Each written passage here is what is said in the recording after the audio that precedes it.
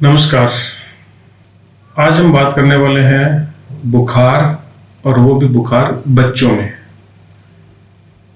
बच्चों में बुखार बड़ों की तुलना में कुछ अलग है। उसकी अलग ही चुनौतियां हैं, उसके कुछ अलग ही मैनेजमेंट है, कुछ खास वजह भी है कि बच्चों को बुखार बड़ों की तुलना में ज़्यादा होता है।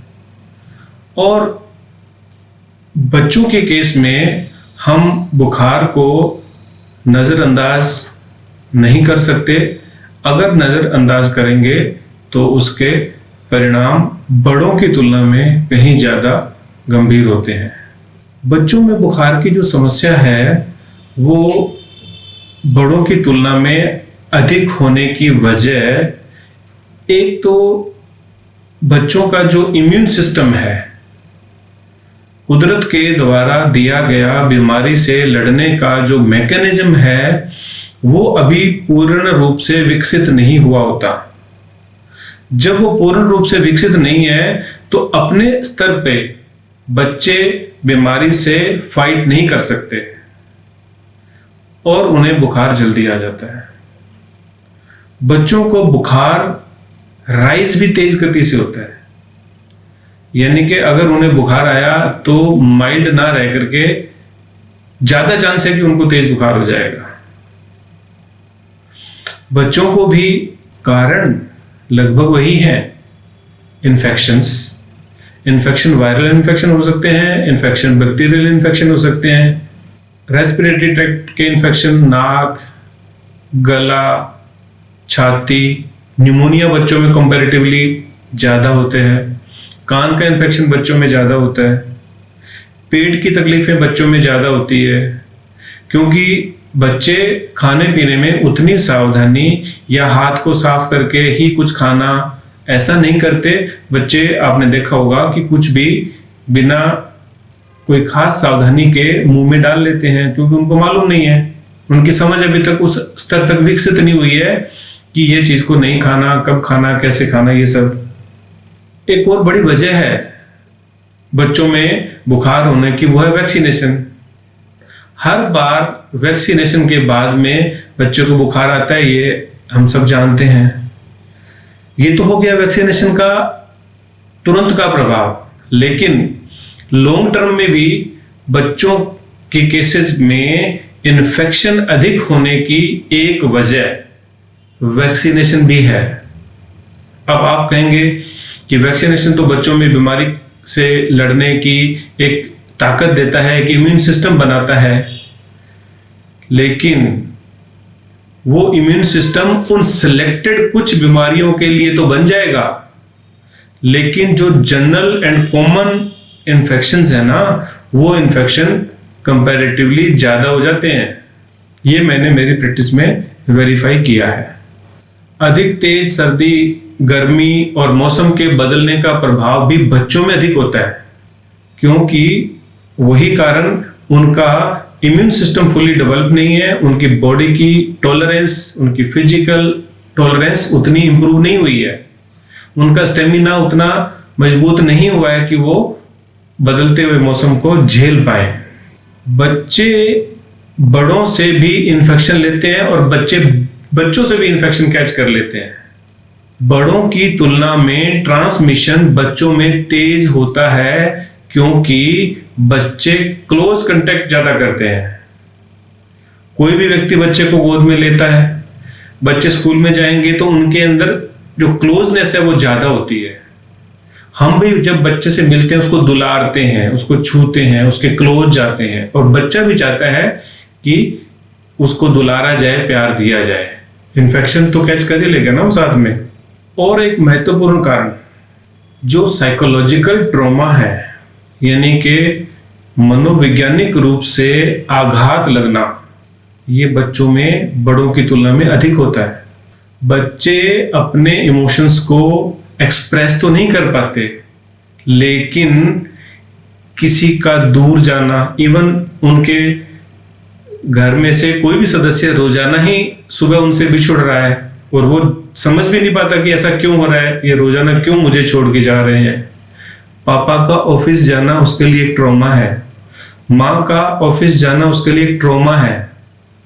जिन बच्चों की माएं रोजाना उन्हें छोड़ के ऑफिस जाती हैं, वो उनको डेली का ट्रॉमा मिलता है, वो रोते हैं। ये रोना हमें लगता है कि नहीं ये तो कॉमन सी बात है, बच्चा रो रहा है, माँ बाप तो ऑफिस जाएंगे, लेकिन उसको तो समझ नहीं है ना। वो तो एक असहाय और एक ऐसे वातावरण में रहेगा ना जहां वो माँ जितना प्रोटेक्टेड किसी के पास भी नहीं है। तो ऐसे वातावरण में जाने का डर उसको रोजाना ही लग रहा है। हमने आजकल बच्चों को बहुत जल्दी उम्र में स्कूल में डालना शुरू कर दिया। एक ऐसे वातावरण में हम बच्चे को धकेल रहे हैं जहां उसको पता नहीं है कि ऐसा मुझे क्यों किया जा रहा है, उसको एक्सप्रेस नहीं करना आ रहा, उसको अनजान लोगों के साथ में कैसे कोप अप करना है ये उसको नहीं आ रहा है, और हम उसको स्कूल में डाल रहे हैं। ये स्कूल में कम उम्र में बच्चों को डालना उनके इम्यून सिस्टम के लिए बहुत एक ट्रॉमा होता है।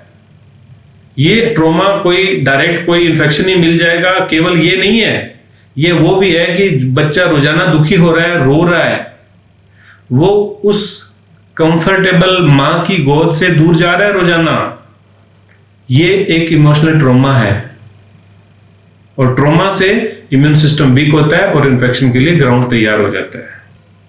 बच्चे जो सोचते हैं, जो चाहते हैं, कितना को वो कर पाते हैं जी।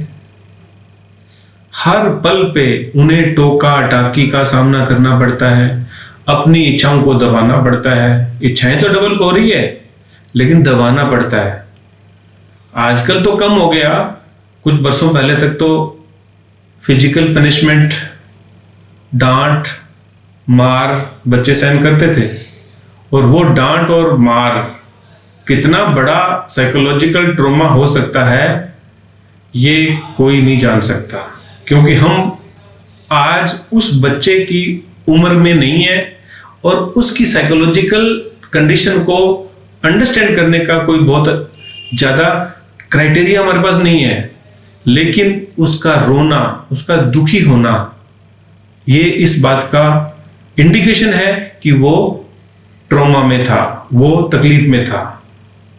उसको समझ भी नहीं होती है बहुत बार तो कि मुझे डांट पड़ी क्यों गई, मुझे मारा ही क्यों है।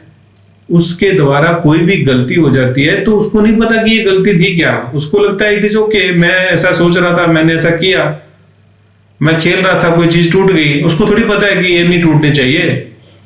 ये ट्रॉमा उनके इम्यून सिस्टम को वीक करता है, बार बार करता है।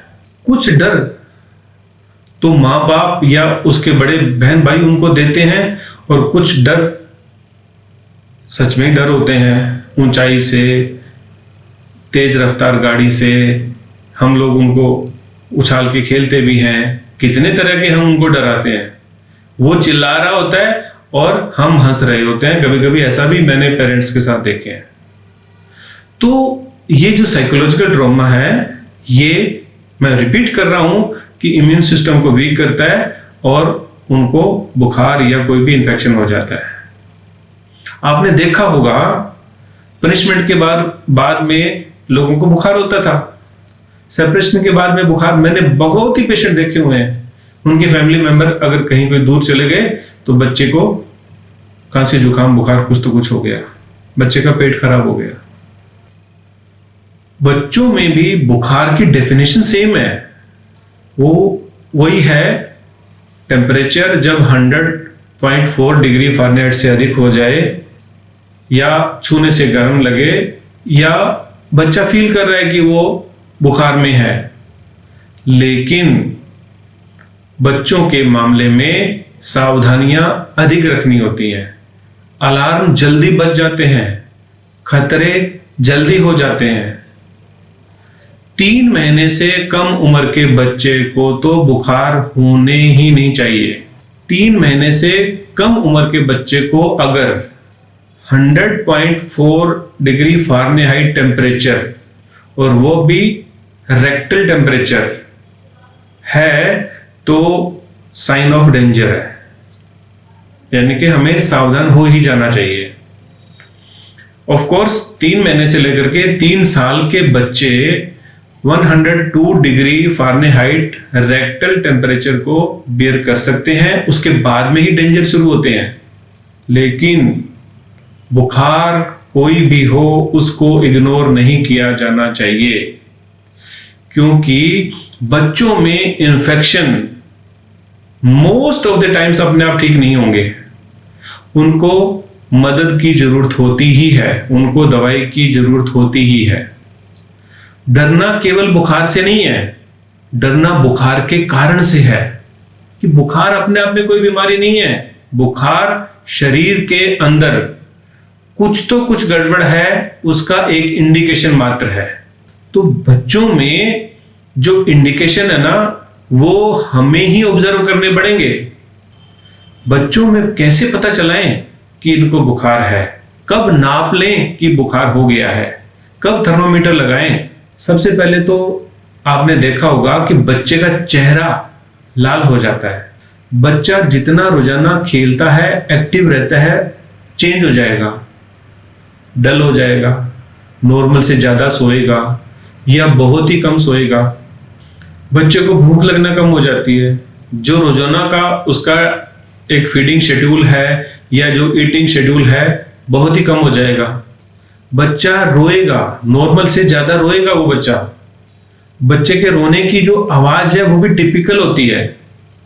अगर यूरिन का इन्फेक्शन है तो बच्चे की कराई अलग होती है, भूखा है बच्चा तो कराई अलग होती है। बच्चे के पेट में दर्द है, पेट में इन्फेक्शन हो गया है तो उसकी कराई अलग है। बच्चे को सांस लेने में दिक्कत है तो डिफरेंट कराई है।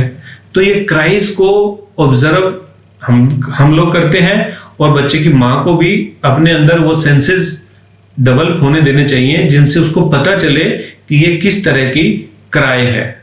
तो बच्चे की कराई को नॉर्मल से जब अलग होता है तो उसको इग्नोर नहीं करना होता है, उसको एड्रेस करना चाहिए। बच्चे नॉर्मल से ज्यादा इरिटेटेड रहने लगेंगे, खींचेंगे, उनको पता नहीं चलता है कि मुझे ऐसा क्यों हो गया है, तो वो छोटा छोटा बहाना करके रो देंगे, परेशान हो जाएंगे, वो बेचैन रहेंगे। ये ऑब्जर्वेशन जब भी हमारे सामने हो तो हमें बुखार नापना चाहिए और डॉक्टर को दिखाना चाहिए। अब क्योंकि बच्चे अपने बुखार को खुद से तो एक्सप्रेस कर नहीं पाते हैं, और हमें इन सब लक्षणों को देख के ऑब्जर्व करना होता है कि बच्चे को बुखार हो गया है। लेकिन ये बुखार कब हमें अधिक अलार्म कर देता है, एक एक करके मैं आपको बताता हूं। सबसे पहले तो कोई भी बुखार को इग्नोर नहीं किया जाना चाहिए। अगर बुखार की दवाई आप जो देते हैं, वो दवाई देने पर अगर 1-2 दिन में बुखार ठीक ना हो तो जरूर ही डॉक्टर को दिखाना चाहिए।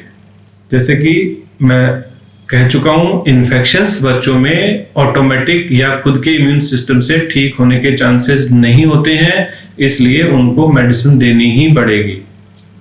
बुखार होने के साथ साथ अगर बच्चे को 24 घंटे में 4 बार से कम यूरिन पास हुआ है तो इसको इग्नोर नहीं करें।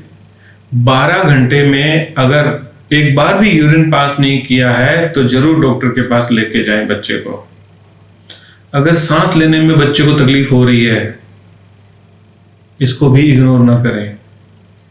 अगर बच्चा नॉर्मल से ज्यादा सो रहा है, इतना गहरी नींद में है कि वो रिस्पॉन्ड नहीं कर रहा है, नींद से उठाया नहीं जा रहा है, तो तुरंत डॉक्टर के पास लेके जाएं।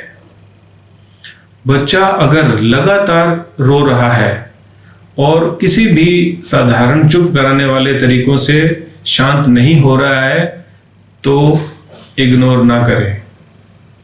अगर बच्चे को उल्टी है और 2 बार से ज्यादा उल्टी आ गई है तो यह भी अच्छा संकेत नहीं है।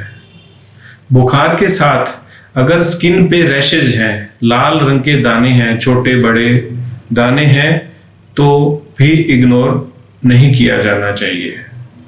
अगर बच्चे को सांस लेने में दिक्कत के साथ कफ के आवाजें आ रही हैं तो ये न्यूमोनिया का संकेत हो सकता है। सांस लेने में दिक्कत के साथ साथ अगर पसलियों के नीचे इस एरिया में खड्डे बढ़ते हों तो ये न्यूमोनिया का इंडिकेशन होता है। इसको कतई इग्नोर नहीं किया जाना चाहिए। बुखार के साथ बच्चा अगर अपने कान को हाथ लगा के रो रहा है तो कान में इन्फेक्शन हो सकता है। फीड लेने में दिक्कत है, गले में टॉन्सिल्स हो सकते हैं, एडिनोइड्स हो सकते हैं। ये टॉन्सिलाइटिस बच्चों में बुखार होने का बड़ा कारण बनता है 1-2 साल की उम्र के बाद।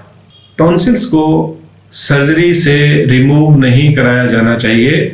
दर्द अगर पेट में है तो बच्चे के रोने के समय लेग्स को बच्चा फोल्ड करेगा पेट की तरफ और वोमिटिंग साथ में होगी और फीड लेने से मना करेगा, खाएगा पिएगा नहीं।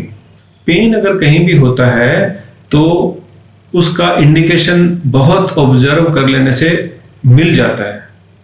तो पेन के साथ में फीवर हो तो ये एक एड ऑन फैक्टर हो गया है जिसको इग्नोर नहीं किया जा सकता। बुखार के तेज होने पर सीजर का होना ये कॉमन कॉम्प्लिकेशन है बच्चों में। खास करके 5 साल तक की उम्र के बच्चों को चांसेस रहते हैं कि बुखार तेज हो जाएगा तो उनको कन्वल्जन्स हो जाएंगे। इनको फेब्राइल कन्वल्जन बोलते हैं और ये कन्वल्जन देखने वाले की आत्मा को झकझोर देते हैं, वो डर जाते हैं।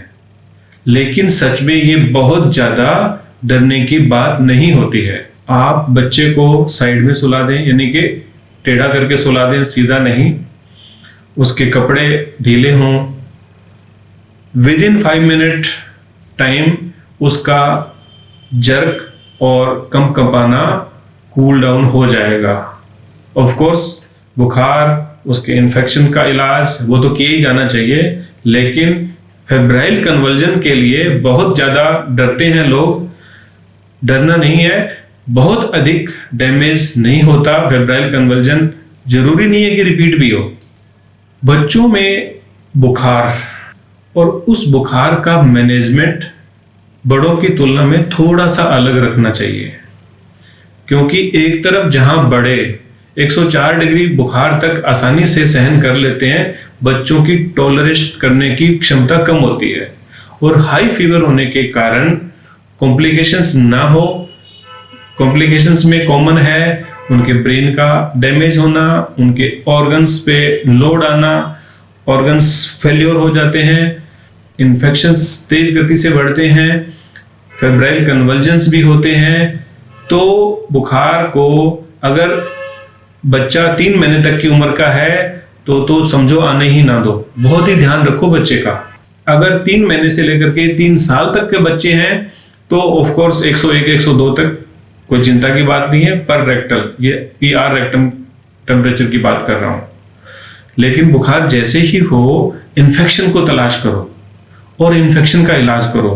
डरना बुखार से नहीं है, बुखार के कारण से डरना है। बुखार का कारण ठीक किया जाना चाहिए। ऑफ कोर्स जब बुखार है और इन्फेक्शन अभी ठीक नहीं हुआ है तो आप बच्चे को कोल्ड कंप्रेस कर सकते हैं, जिसको ठंडे पानी की पट्टी करना। ठंडा मतलब बर्फ का पानी नहीं, नॉर्मल पानी से भी चलेगा। माथे पे, हथेलियों पे, पैरों की तलियों पे, लोअर एब्डोमेन पे आप कोल्ड कंप्रेस कर सकते हो बुखार के दौरान। कपड़े लूज हों, सूती कपड़े हों, टाइट कपड़ों में नहीं रखना। बिल्कुल हल्का बुखार है तो मेडिसिन भी ना दो, क्योंकि मेडिसिन के अपने साइड इफेक्ट होते हैं।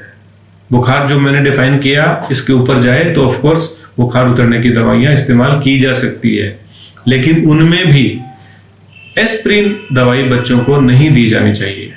बुखार के दौरान बच्चों को एडिक्वेट वाटर इनटेक करते रहना चाहिए, कराते रहना चाहिए। छोटे बच्चे हैं तो माँ उनको फीड देती रहे, क्योंकि लिक्विड जाना बहुत जरूरी होता है। लिक्विड रहेगा बॉडी में अगर ठीक ठाक से, तो जो natural mechanism of thermal control है वो अच्छे से फंक्शन करेगा और बुखार नेचुरली भी कूल डाउन होकर के नीचे आएगा।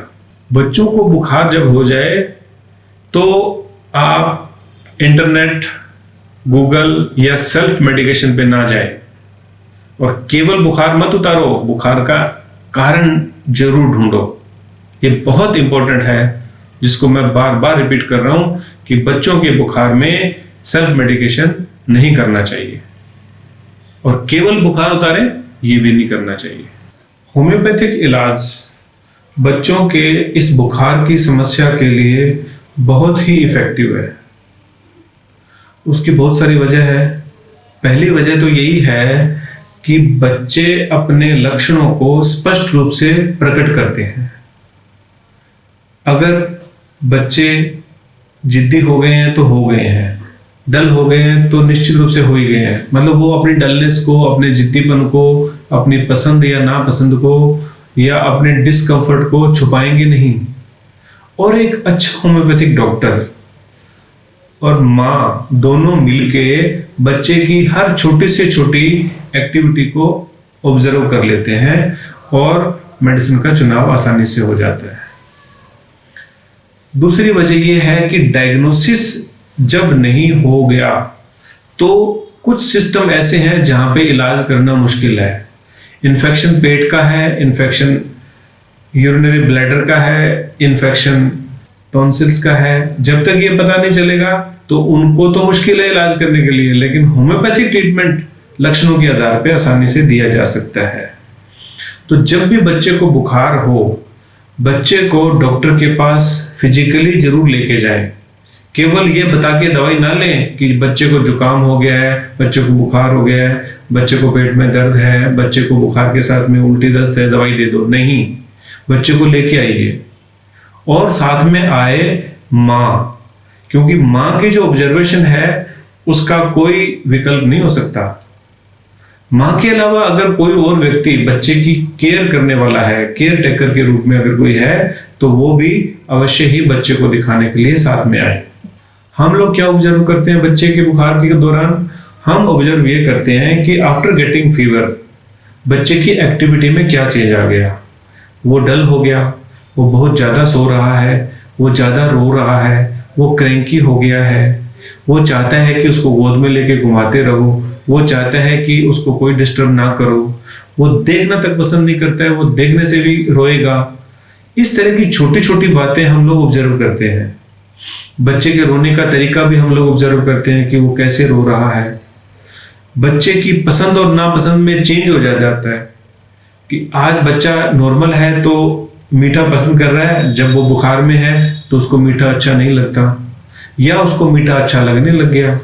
जो बच्चा जिस एक्टिविटी को जैसे नॉर्मल रहता था उससे जो भी चेंज हो गया है उसको हम लोग ऑब्जर्व करके ट्रीटमेंट देते हैं। अब हमारे जो सिलेक्शन करने के तरीके में बुखार चाहे किसी भी कारण से होगा, कोई भी इन्फेक्शन होगा, उसको ठीक होना ही पड़ेगा।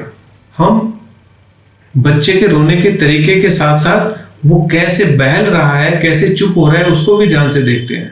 कोई बच्चा लोगों के साथ कंफर्ट फील करेगा, कोई बच्चा केवल माँ के साथ ही कंफर्ट फील करेगा, कोई बच्चा उसको कुछ व्हीकल पे घुमाने ले जाएंगे तब तक शांत और चुप रहेगा बुखार के दौरान, कोई बच्चा घर से निकलना ही नहीं चाहेगा। तो ये छोटी छोटी बातें हम लोग ऑब्जर्व करते हैं तो बच्चों के इलाज को हम आसानी से कर पाते हैं। कुछ बच्चे बुखार के दौरान ज़्यादा बात करने लग जाते हैं, कुछ बच्चे बुखार के दौरान चौंक के जग जाते हैं नींद से। ये छोटी छोटी बातें भी हम लोग ऑब्जर्व करते हैं। बुखार के पैटर्न्स, रोजाना रात को बुखार आ रहा है, नींद में बुखार आ रहा है, जैसे बुखार आता है उल्टी जरूर आती है, जैसे बुखार आता है खांसी शुरू हो जाती है, पहले खांसी शुरू हुई पहले बुखार शुरू हुआ, जो उल्टा हो जाएगा पहले बुखार फिर खांसी, दवाइयां दोनों की डिफरेंट है। तो बातें छोटी छोटी होती हैं, लेकिन होम्योपैथिक इलाज के लिए ये बहुत ही महत्वपूर्ण हो जाता है। हम लोग अच्छे से ऑब्जर्व भी करते हैं और माँ या केयर टेकर से पूरी हिस्ट्री लेकर के दवाई के सिलेक्शन तक पहुंच जाते हैं।